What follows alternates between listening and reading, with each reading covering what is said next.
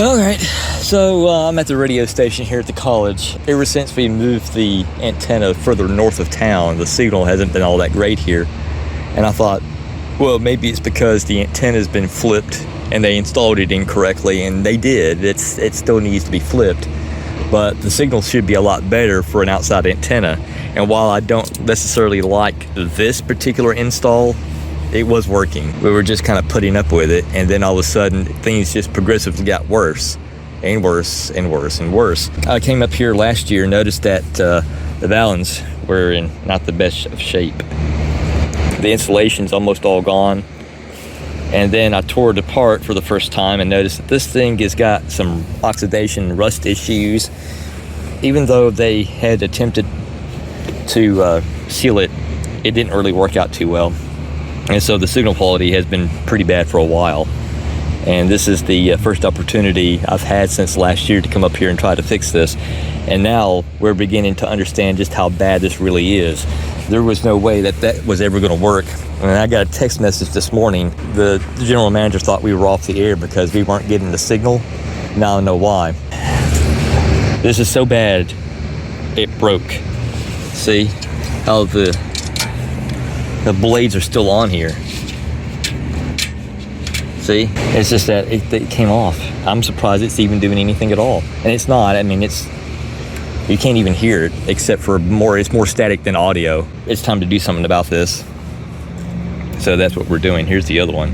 Not nearly as bad, but it was also protected with this thing. I don't know what this antenna was for, nor that one, but I'm assuming that the mod monitor had its own antenna, and that one was it.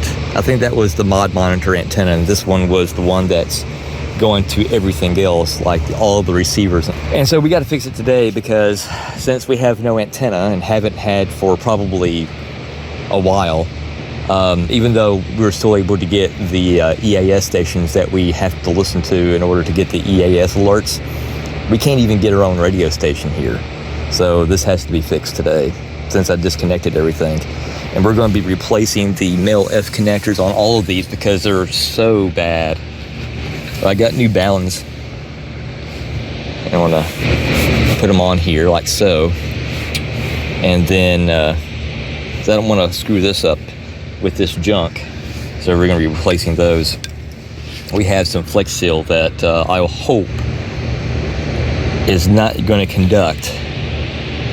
We were looking it up to see if it does conduct, and it doesn't after 48 hours. I think we'll be okay.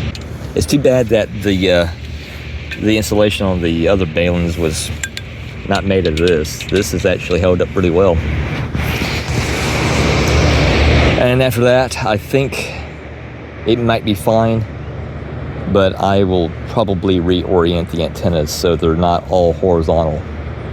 I would much rather them be vertical, or at least elliptical, so there's a better chance of receiving something